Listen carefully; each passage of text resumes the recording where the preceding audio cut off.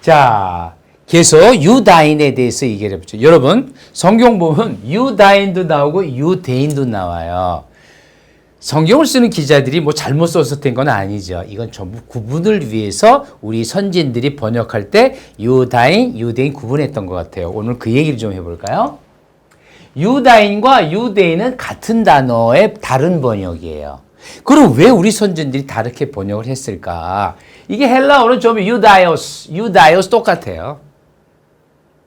같은 단어예요. 같은 단어를 유다인, 유대인으로 했는데 그 이유는 유다인은 구약에서만 써요. 우리 선지인들이 번역을 할 때 에스더 예레미야에서 나온 거는 유다이오스를 유다인이라고 번역을 했어요. 그리고 신약으로 나오면 유다인이라는 말은 싹 사라집니다. 전부 유대인으로 씁니다. 유대인. 그렇게 우리 19세기에 한글 성경을 만든 분들이 그렇게 구별을 했어요. 그거 이상하죠. 왜 똑같은 단어를 구약에서는 유다인으로 쓰고 신약에서는 유대인으로 썼을까? 저도 여러분 찾아봤어요. 근데 이렇게 명쾌한 답이 나오질 않더라고요. 그런데 그때에 번역한 분들은 상당히 많은 부분을 한문 성경에서 그 용어를 따왔다는 것도 사실이에요. 그것도 나중에 얘기할 텐데. 그래서 제가 한문 성경을 찾아봤죠. 한문 성경 봤더니 한문 성경에는 구약의 유다인을 유대인이라고 번역했어요. 유대인. 유다렌 이렇게 돼요. 유다렌 이렇게 돼요. 유다인을 유대인으로 번역하고 똑같은 유다이오스를 신약에서는 유태인으로 번역했어요. 여러분 유태인은 한문 성경에서만 나오는 겁니다. 이게 D이기 때문에 이게 태가 될 수가 없어요. 중국에서만 그렇게 발음한 거예요. 그러니까 여러분 요새 보면 유대인, 유태인, 유다인 이게 뭐가 맞죠? 뭐가 맞는 게 아니에요. 달리 번역을 한 거에 불과한 거예요. 다시 정리 한번 해볼게요. 유다인, 유대인, 유태인 전부 다 유다이오스. 이거 아예입니다. 아예 대문자. 유다이오스예요. 유다이오스. 이거를 어떻게 번역했냐에 따라 다르는데 유다이오스란 단어를 물론 히브리어는 예후디죠. 예후디. 히브리어는 지난 시간에 얘기했죠. 예후디. 한번 볼까요? 예후디.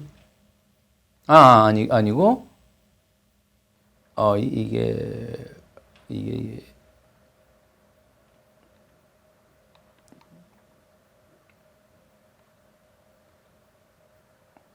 예후디가 되죠. 예후디가 유대 족속인데 이 예후디 지난 시간에 예후다, 예후디 요거는 좀 기억해 주시면 고맙겠다 그랬죠. 예후다는 유다예요. 유다의 이름이고 예후디는 이 유다 족속을 얘기해요. 이가 족속을 얘기하니까 그러니까 어떻게 됐어요? 그러니까 지금 한문 성경에서는 유다인을 유대인, 유다렌 이렇게 발음하겠죠. 저도 뭐 중국어 잘 몰라요. 유다렌.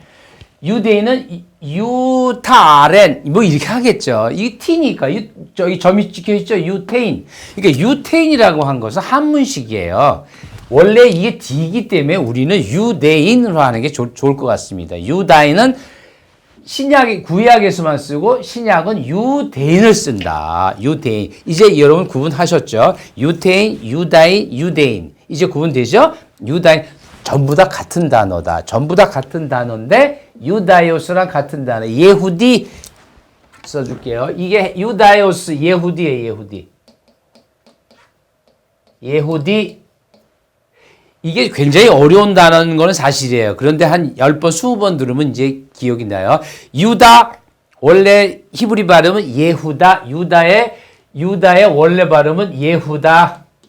예후다. 자, 예후다, 예후디. 좀 어려워도 이거 한 20, 30번 반복하면 여러분 다 이게 알게 돼요. 예후다, 유다. 유다의 족속 예후디 되는 겁니다. 이 예후디를 헬라어가 유다이오스라고 번역을 했어요. 유다이오스. 자, 이 유다이오스를 구약에서는 유다인, 신약에서는 유대인, 한문은 유태인으로 번역한 거예요. 이제 여러분 유대인, 유다인, 유태인 이 뜻을 아시겠죠? 다 똑같아요. 다만 한국 사람과 한문 번역에서 어떻게 번역했나 그것만 차이가 있다는 겁니다. 그래서 볼까요? 그래서 이제 이 유다인이 나오는데 이건 좀 지우죠. 유다인이 나오는데 요거는 여러분 알 필요 없어요. 요거는 여러분이 요거는 알 필요 없어요. 요런 거는 알 필요 없고 제가 설명하는 것만 알면 돼요. 유다 사람 이런 말 표현이 나옵니다. 유다 사람, 유다 지파, 유다 족속, 유다 자손 참 많이들 나오죠. 유다 사람 그게 한 명도 되고 두 명도 다 돼요. 유다 지파, 요 지파는 주로 출애굽 때 많이 나와요.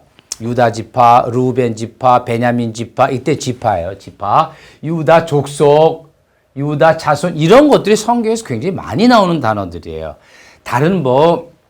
다른 지파 사람들의 얘기는 별 많이 안 나오는데 유다가 많이 나와요. 그렇기 때문에 이 예후디라는 표현이 요때 나온다. 요 예후디가 뭐죠? 유다 자손 족속을 다 예후디라 그래요.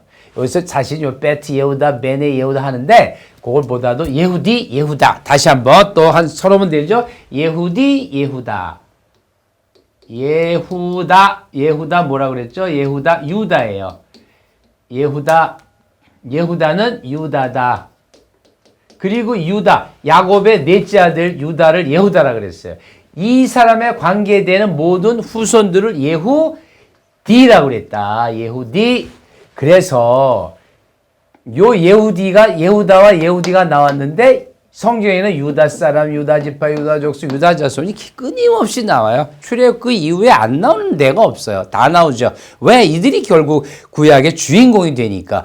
이들을 결국 주인공으로 만든 사람이 누구죠? 이 예후다가 아니라 다윗이에요. 다윗 왕이 유다 지파의 위대한 왕이고 그가 유대인의 영원한 왕이 되면서 유대인의 영원한 왕이 되기 때문에 이 유다란 말이 사실은 이제 성경 보면 히브리서 영은 예후다예요.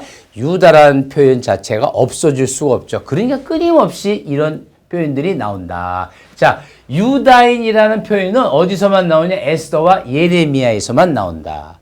아시겠죠? 유다인은 구약에서만 쓰는 표현이에요. 즉 우리나라 선진들이 번역할 때 유다인은 구약에서만 쓰고 신약에서는 유대인을 쓴다.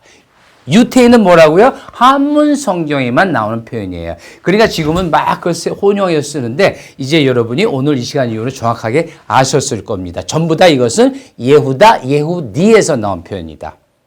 네.